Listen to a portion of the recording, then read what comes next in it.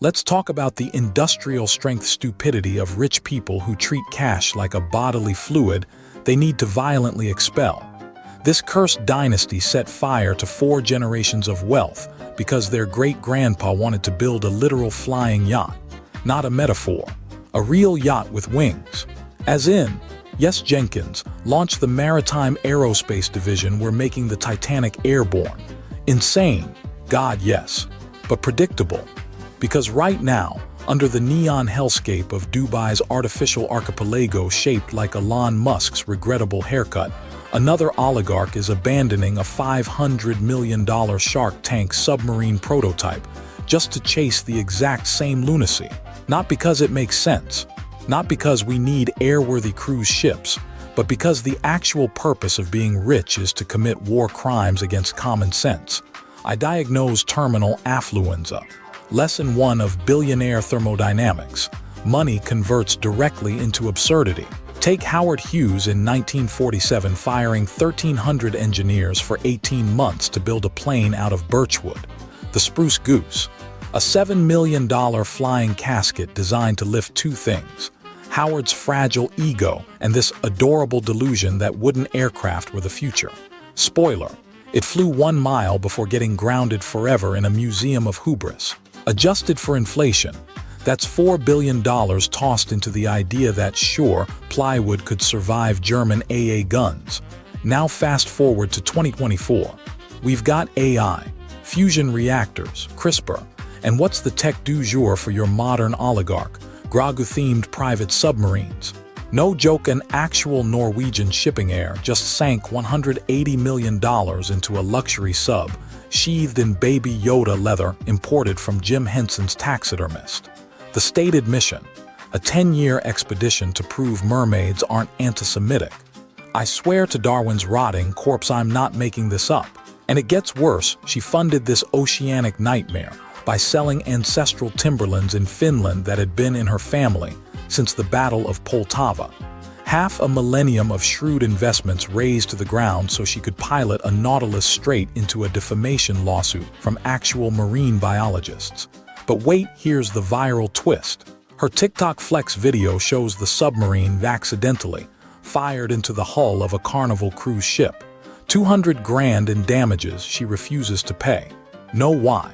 She insists maritime law states all Disney-adjacent vessels are sovereign territory of the Magic Kingdom. Now 3 Caribbean nations are subpoenaing a stormtrooper helmet she submitted as Exhibit B. This isn't niche. This is pathology. The Venn diagram between people who have a 24K gold bidet and people who think Atlantis is a timeshare opportunity is a single grifting circles. And history cheers them on like a drunk sports commentator. 1929. Rockefeller blows Rockefeller money planting 50,000 Hawaiian pineapples in the Nevada desert to punish the moon's reflection. 2019. A crypto bro loses 3 family estates overnight after his AI told him to buy Bolivia so he could convert it into the world's first official nightclub. But the real piece de resistance, Charles the well-intentioned dipshit. 1973. 3rd richest man in France liquidates every asset to sculpt Mount Rushmore 2.0 for guinea pigs. A 9-story monument to rodent genitalia carved into the Swiss Alps. Where'd the money come from? Sold his entire stake in the family's 500-year-old textile empire. The result? 80% of his descendants now make artisanal kombucha for angry influencers. And guess who's replicating this exact disaster today? Vladimir Putin's kid, swear to God, liquidated his inheritance to erect a zero-gravity strip club orbiting Mars. Because pay-per-view nipple tassels spinning in a vacuum is the pinnacle of commerce. So why do they do it? Because billionaires aren't happy owning islands they need to. They need to cosplay as gods with unlimited returns. Exhibit Epsilon. Steve Fawcett versus Elon Musk in the Desert Dick Measuring Olympics. 1. Fawcett. Millionaire with the survival instincts of a dodo carrying dynamite. 1997. Vanishes testing a hot air balloon because physics is apparently a liberal conspiracy. spent pre-disappearance years digging tomb-level condos beneath Nevada's crust like a cross between Gollum and an HOA president. His bunkers, not doomsday prep, a billionaire's answer to Depression-era canned peaches. Cost, north of $10 million to store enough spam to outlast a nuclear winter. Did his family use them when he inevitably faceplanted into a mountain? They went to Barbados. Priorities. Meanwhile, Musk treats urban infrastructure like a 5-year-old finger painting on a Rembrandt. His Vegas loop, a single-lane Tesla toilet infested with traffic cones. Cost per mile, $50 million. Actual speed during CES, slower than a DMV line staffed by sloths. His grand defense, it's not a traffic solution, it's a vibes-based experience. A translation, you pay $12 to sit in gridlock while a Cybertruck's HVAC system recycles the scent of investor tears. The parallel, both dug holes in the desert to flex how untaxed wealth can outstupid basic logic. Fawcett's bunkers were sealed tighter than a billionaire's tax filings. Musk's tunnel flooded during its first monsoon because interpreting bedrock as optional is a choice. Know what they've actually accomplished. Concrete proof that Darwinism won't touch you once you can afford a private militia. Bonus dystopia. What happens to their monuments when novelty farts out? Fawcett's bunkers became bat habitats. Musk's tunnel is one influencer's bad tweet away from becoming North America's longest vape lounge. Neither speaks to legacy, just rental fees on human hubris. My ex-wife Karen bought a $2,000 juicer claiming it would align her chakras. Broke after 3 uses. Difference? She didn't bankrupt a city's infrastructure budget testing if Mercury retrograde caused financial fraud. Final analysis. Billionaires treat civilization like a sandbox mod they downloaded at 3 a.m. History's lesson isn't that idiots fail, but that failure's embarrassing when your face is on a rocket. Next week, Saudi princes spending $70 billion to turn a sand dune into an indoor ski resort stocked with penguins. Because astrology.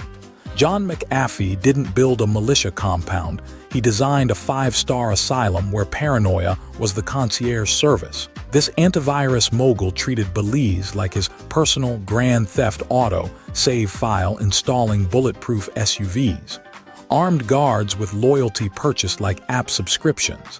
And enough surveillance tech to make the NSA blush. His Gringo Hill fortress became Central America's most ambitious unpaid acting gig, a militia cosplay event where ex-soldiers realized too late they'd signed up to defend a meth-fueled PowerPoint presentation on dolphin DNA. The genius twist. McAfee's downfall began not with drug raids or unlicensed weapon stockpiles, but by forgetting cardinal rule, one of being a rich eccentric. Always vet your assassination targets.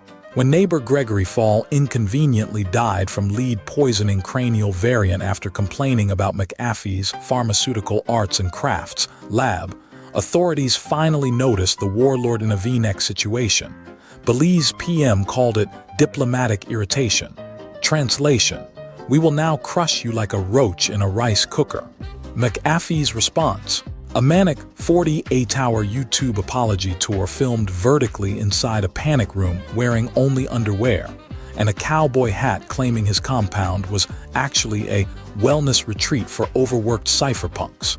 Shore and Jeffrey Dahmer just ran a niche catering service. Belizean special forces raided his fortress to find framed patent certificates next to tubs of homebrew antibiotics, because nothing screams innocent philanthropy like weaponized yogurt cultures. Modern parallel. Imagine if Elon Musk tried bribing the DEA with NFTs to run Tesla factories as sovereign territory. McAfee literally thought geopolitical borders were EULA you could alt-click through. Belize revolutionary threats weren't rebel uprisings, they were municipal workers tired of cleaning up his jungle explosion experiments. Lesson: your private army stops being fun when the local Denny's starts recognizing your mercenaries' breakfast orders. Final insanity dessert. McAfee's masterstroke.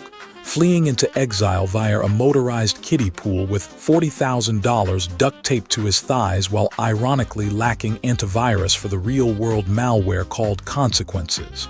His compound. now a taco stand ironically named El Jeef. The only remaining militia, roosters trained to attack anyone wearing khakis. Humanity's recurring error, mistaking unlimited funds for a license to recreate Apocalypse Now as interactive dinner theater. But let's shimmy over to the most disturbingly wholesome waste of fortune. 7'7" NBA legend Manute Ball deciding his afterlife required a private pyramid. Because apparently modern pharaohs get their contractors from Groupon. $12 million evaporated constructing this sandstone monstrosity in Sudan's eastern Sahara, a region where soil stability is an oxymoron on par with ethical billionaire. Picture a toddler building a sandcastle directly on the shoreline during a Category 5 hurricane, with all structural calculations done via Ouija board. Ball's limestone vanity project began sinking before the inauguration party's hummus even went stale. Modern parallel. Imagine Shaq draining his entire fortune to erect a life-size bronze replica of himself in downtown Orlando, using wet toilet paper as mortar. Ball's architects swore they'd stabilize the foundation with revolutionary geopolymer injections, which in construction terms means we Googled how to cheat physics during lunch break. The whole debacle smelled like my ex-wife Karen's organic pyramid scheme selling bee pollen vibrators, another monument to misguided ambition crumbling faster than her alibi about the couple's therapist. The Sahara's real joke. It's been swallowing arrogant monuments for millennia, pharaohs, colonial railroads, and now a Sudanese center's shot-blocking retirement hobby. Security footage reportedly showed the eastern wall visibly descending into the dunes during the ribbon-cutting ceremony. VIP guests sipping mint tea while murmuring, should the buffet tables be tilting at a 15-degree angle? Moral crisis. Witnessing a humanitarian hero Ball literally spent 80% of his career earnings on Sudanese aid morph into Imhotep's entitled cousin, because ego is the original generative AI. Final insult. The site's now a lizard motel, where desert foxes piss on limestone slabs engraved with psalms. Ball's surviving relatives shrug while giving tours to confused backpackers charging $7 to chuck rocks at the Leaning Tower of Hubris. Humanity's fatal bug. Believing immortality lies in erecting giant triangles rather than not being a garbage species. Version 0. 2. 1 Versailles liquid gold proved oligarchy's immutable law. Every legacy project buries landmines in an economy's crotch. Louis Roman XIV, aqueducts, siphoned 90 million livers to hydrolyze his fountains while peasant kids lapped dysentery from puddles. Elon merely upgraded the formula, vaporizing Twitter's payroll to bankroll AI-generated cat yawns as creators gnawed ration bars. Royal folly. Louis didn't build a palace, he bet France's treasury on a diamond-studded bidet and inadvertently ghost-wrote Marx's manifesto via staggering ineptitude. Cut to 75 famished harvests later. Versailles marble slurp-washed more peasant arteries than champagne by 1789. No campus drama. This was humanity's first Yelp review for monarchy.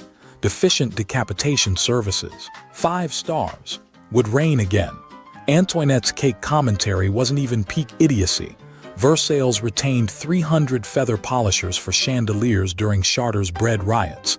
Picture Zuckerberg paying OnlyFans wraiths to tongue-clean his Martian rover while Meta's content moderators auction plasma. Ego metastasizes louder than artillery. Current oligarchs, still diverting aquifers to fill private lagoons as Phoenix spontaneously combusts. The Bezos Earth Pledge is Versailles 2.0, printed on carbon-neutral vellum as Blue Origin's tungsten dildos scorch stratosphere. Zuckerberg's $36B metaverse now hosts Roman orgies attended by 3 VR hedge fund managers and depression-simulating NPCs. Revolution's core bug persists unpatched. When a CEO's gold toilet budget eclipses worker dialysis, anticipate shorted stocks and carotid arteries. Karmic punchline. Versailles now mummifies the imbecility that birthed it. Scholars bicker over Antoinette's cake line, but modern billionaires tweet, let them synthesize insulin with sapphire-encrusted iPhones. Humanity's theorem endures. Wealth accumulates stupidity until pitchfork NFTs moon. Aristocrats learned golden swan sculptures make terrible baguettes during famine. Ask modern Argentina how platinum grain silos fare during hyperinflation. Will history's lobotomy heal? Unlikely. Median CEO compensation now buys 324 employee souls annually. Versailles gardeners traded labor for buttercream scrapings. Statistically unchanged. BlackRock's Larry Fink still securitizes grandma's pension into crypto fertilizer while droning about ethical equities. Trees of Liberty's roots now feed exclusively on securitized debt. Mod notes. Excised 14. The tumors injected strychnine irony boosters replace cliches with chemical-grade cynicism, upgraded guillotine punchlines to V2. 3. 1 specifications.